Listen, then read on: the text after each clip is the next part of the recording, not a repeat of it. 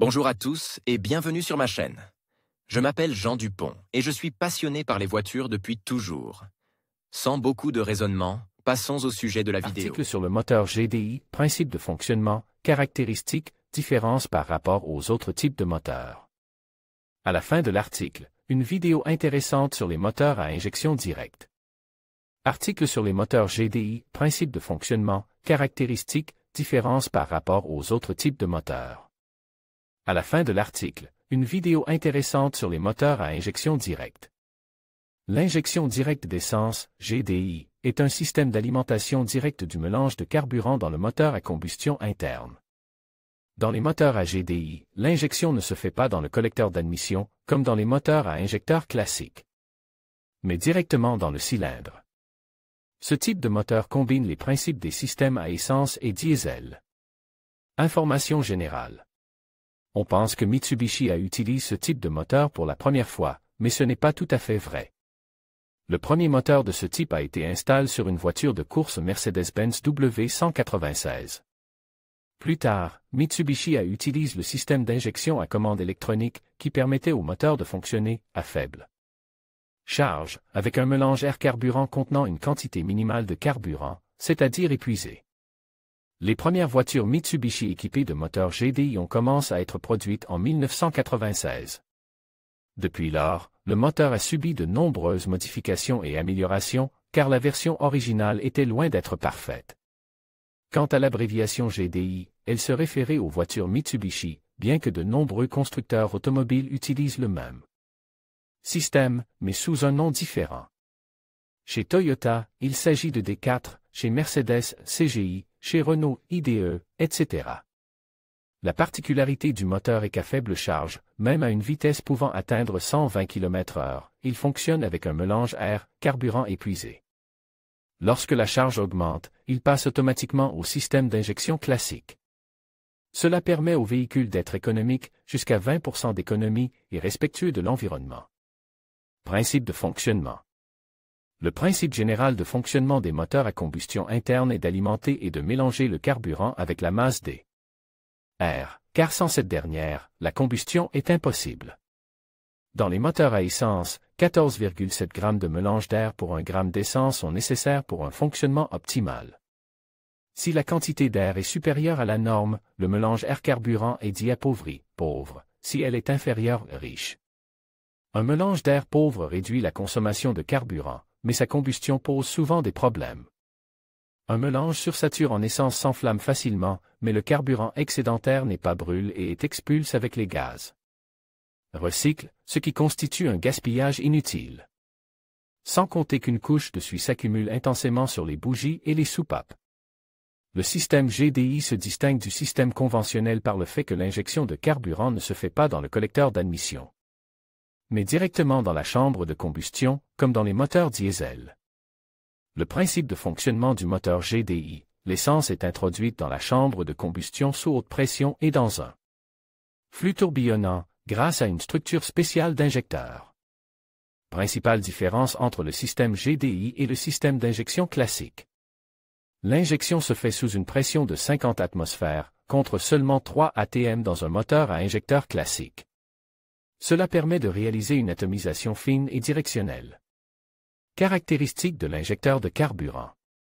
La pompe à carburant haute pression, HPF, est un élément clé du système d'injection directe. Elle détermine la qualité et les performances du moteur dans son ensemble. Il existe 4 types d'injecteurs de carburant, 1 génération. Pompe à carburant à 7 pistons. La première est la plus éphémère.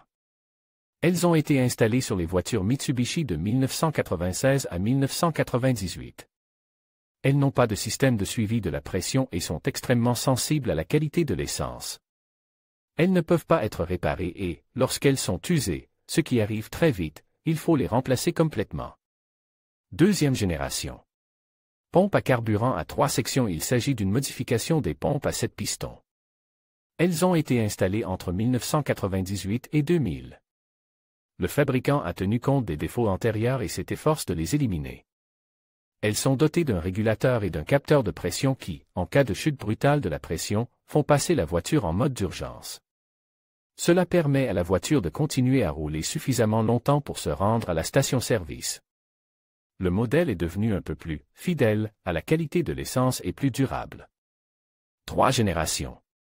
Injecteur de carburant à 2 sections. Il y a un capteur de pression et le régulateur n'est pas intégré au système. L'entraînement est assuré par l'arbre à cam.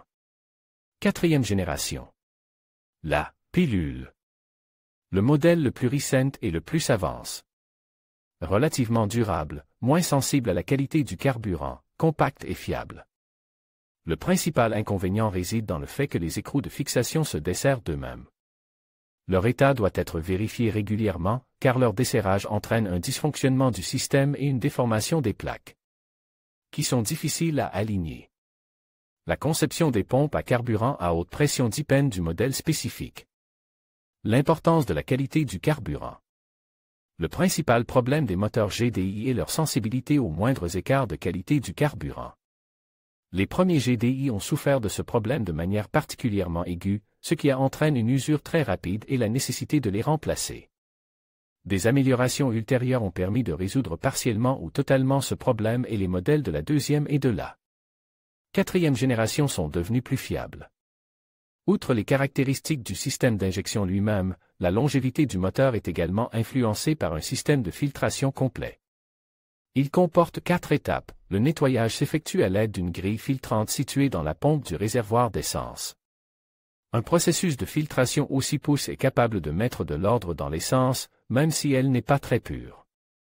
Mais c'est une chose de s'occuper d'un carburant de mauvaise qualité selon les normes japonaises ou européennes, et c'en est une autre. De s'occuper de l'essence domestique. Même 4 étapes de nettoyage ne suffiront pas à éliminer les additifs et autres attributs de la production artisanale dont il n'a pas été possible de se débarrasser complètement. Un certain pourcentage de la quantité totale de carburant sur le territoire de la Russie est encore aujourd'hui impropre à l'utilisation. Les contrôles des stations-service révèlent régulièrement des violations flagrantes. Et pour GDI, c'est presque certainement la mort. Par exemple, la vanne à membrane et les pistons sont fabriqués avec une grande précision, ce qui permet d'injecter le mélange de carburant sous la pression requise. Si l'essence contient des particules de sable ou d'autres impuretés, en particulier celles qui ont des propriétés abrasives, le système d'alimentation en sera affecté et son fonctionnement perdra en précision. Cela entraînera d'abord une réduction de l'efficacité du moteur, puis une défaillance de l'injecteur de carburant. Tout d'abord, lorsqu'un problème survient, la puissance du moteur est réduite. Au bout d'un certain temps, elle commence à tomber en panne. Si vous vous rendez dans un atelier de réparation dès les premiers signes de dysfonctionnement, la pompe à carburant peut encore être sauvée. Dans le cas contraire, elle devra être entièrement remplacée, car il est inutile de restaurer des pièces gravement endommagées. Un autre problème courant du GDI est le nombre de tours flottants. Ce problème peut être causé à la fois par un carburant de mauvaise qualité et par l'usure naturelle des composants de l'injecteur de carburant. Lorsque la pression baisse, le système passe automatiquement en mode classique. Ensuite, la pression s'égalise et le moteur repasse en mode mélange pauvre, puis la pression chute à nouveau et le système repasse en mode classique. Et ainsi de suite jusqu'à l'infini. Au cours de ces transitions, la voiture commence à flotter. Si un tel écart est détecté, la voiture doit être envoyée en diagnostic pour trouver la cause exacte du dysfonctionnement. Conclusion: les moteurs GDI se caractérisent par leur puissance et leur économie, mais les avantages sont presque toujours à l'origine des inconvénients. Dans le cas présent, il s'agit d'une sensibilité excessive aux moindres écarts du système d'injection et de la qualité du carburant. Pour prolonger la durée de vie de la voiture, il convient de remplacer régulièrement les bougies d'allumage, elles forment rapidement des dépôts de carbone, de nettoyer le collecteur d'admission et les injecteurs. Il ne sera pas superflu d'inspecter régulièrement l'injecteur et de vérifier la qualité de l'atomisation, en éliminant les moindres dysfonctionnements au moment où ils se produisent. Et, bien sûr, il est nécessaire de surveiller en permanence l'état des filtres et de les changer si nécessaire. Vidéo sur les moteurs à injection modernes.